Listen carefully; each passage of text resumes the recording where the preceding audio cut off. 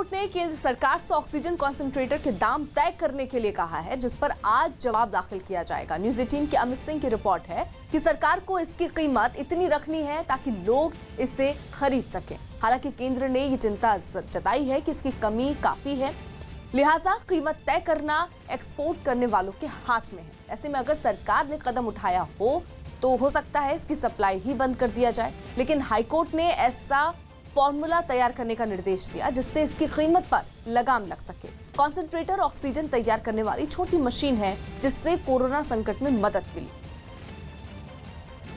मध्य प्रदेश के कई इलाकों में टाउटे तूफान की वजह से तेज हवाओं के साथ हुई बारिश ने लोगों की मुश्किलें बढ़ा दी।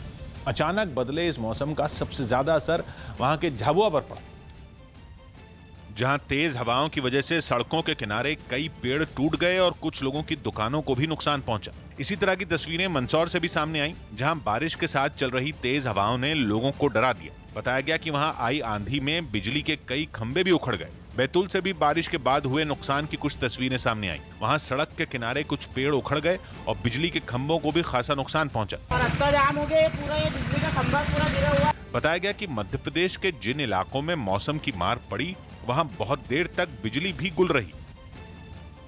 महाराष्ट्र के पुणे से हैरान कर देने वाला एक वीडियो सामने आया जिसमें पुरानी रंजिश में एक लड़के पर कुछ लोगों ने हमला कर दिया। बताया गया पुलिस ने सामने आए इस वीडियो के आधार पर 2 लोगों को हिरासत में लिया है, क्योंकि वीडियो में बीच सड़क पर कुछ लोग इस लड़के को बेरहमी से पीटते नजर आए। आरोपियों को जिस चीज से मौका मिला उन्होंने उससे उस लड़के को पीटा। मारपीट के दौरान वो लड़का सड़क पर गिर गया, खुद को बचाने की कोशिश करता रहा। इलाके में रहने वाले कुछ लोग इस सब कुछ अपने मकान की बालकनी में खड़े होकर देखते रहे। इस बीच उस लड़के ने हिम्मत जुटाई और एक मकान में घुस गया। आरोपी भी उसके पीछे पीछे उस मकान में घुसे। उन्होंने काफी देर तक उसे बाहर निकालने की कोशिश की, लेकिन वो ऐसा नहीं कर पाए, जिसके बाद वो वहां से चले गए। जैसे तैसे उस लड़के की जान बची, लेकिन बताया गया कि वो इस हमले में बुरी तरह जख्मी हो गया।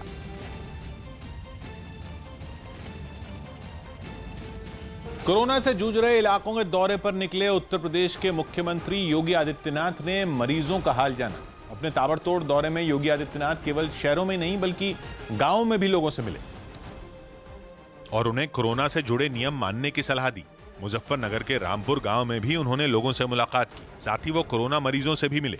इन लोगों से उन्होंने दूर से ही बात की, जिसके बाद वो सहारनपुर पहुंचे।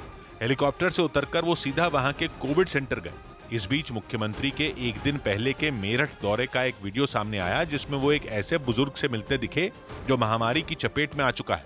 मुख्यमंत्री से मिलकर वो शख्स इतना उत्साहित हुआ कि उनके सामने उनकी जय जयकार करने लगा। मुख्यमंत्री आदित्यनाथ की। वहीं मुख्यमंत्री ने भी ये साफ कर दिया कि गांवों में कोरोना फैलने से रोकने के लिए वो हर मुमकिन कोशिश करेंगे। गांवों में इन्फेक्शन बहुत ज्यादा फैल चुका है, राज्य सरकार उसके प्रति पूरी सतर्क है। कोरोना से उबरने के बाद योगी आदित्यनाथ राज्य में महामारी की जमीनी हकीकत जानने और समझने के लिए मैदान में उतर गए हैं। यूपी के बागपत से हैरान करने वाला एक वीडियो सामने आया। वहां मामूली कहासुनी के बाद 2 पक्षों में जमकर पत्थरबाजी हुई। बताया गया कि सड़क पर बाइक खड़ी करने पर दोनों पक्षों में विवाद हुआ और थोड़ी देर बाद उनके बीच का ये विवाद मारपीट और पथराव में बदल गया। घटना की जो तस्वीरें सामने आई उनमें एक तस्वीर में कुछ लड़के एक छत पर खड़े होकर दूसरे गुट के लोगों पर पत्थर फेंकते दिखाई दिए। उन लोगों ने पास के कुछ घरों को भी निशाना बनाया। हालात इतने बिगड़ गए कि इलाके के लोग दहशत से भर गए। वीडियो बवाल बढ़ा तो कुछ लोग छत पर चढ़ गए और पत्थरबाजी कर रहे लड़कों को समझाने की कोशिश की गई। हमारे पथराव करा है, हमारे भी बच्चों मारा है, पूरे बच्चे का सिर फाड़ा है। इस घटना की शिकायत पर पुलिस ने केस दर्ज कर लिया और मामले की पड़ताल में जुट गई। रूस में वसंत के मौसम में ही गर्मी ने पारा ऐसा चढ़ाया कि वहां के कई इलाकों में जंगल जलना शुरू हो गए।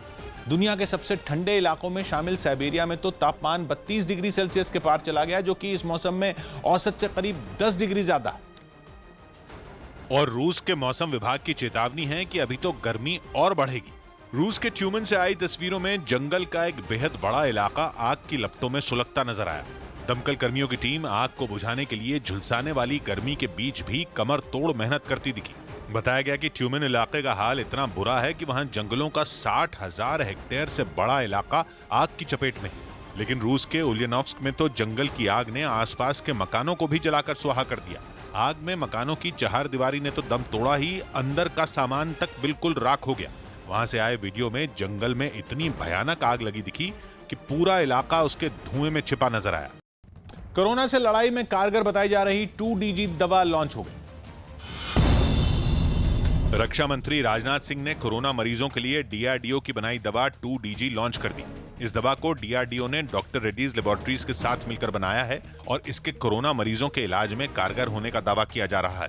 बताया गया कि अभी ये दवा सेना के अस्पतालों, DRDO के अस्पतालों और एम्स को दी गई है। ड्रग जिसका ये इजाद हुआ है, यह आशा और उम्मीद की एक नई किरण लेकर आया है।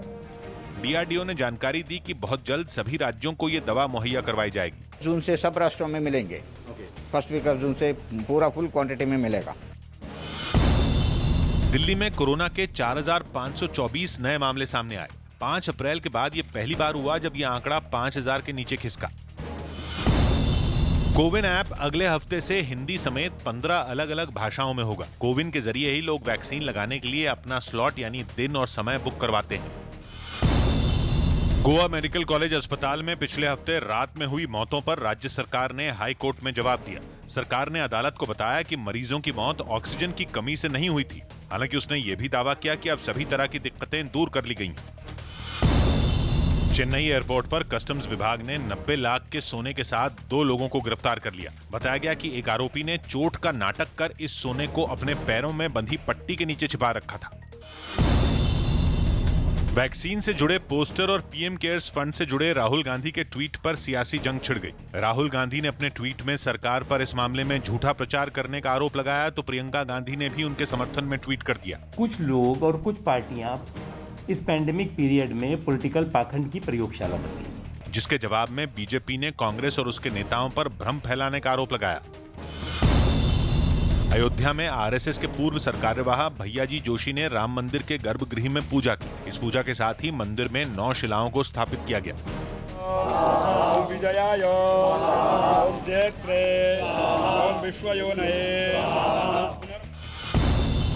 मुंबई के पूर्व पुलिस कमिश्नर परमबीर सिंह ने सुप्रीम कोर्ट में एक याचिका दायर की, जिसमें परमबीर ने आरोप लगाया कि उन्हें कई मामलों में फंसाने की साजिश रची जा रही है ताकि वो पूर्व गृह मंत्री अनिल देशमुख के खिलाफ शिकायत वापस ले लें। ऐसे में परमबीर ने उन पर चल रही जांच राज्य के बाहर करने की भी मांग की।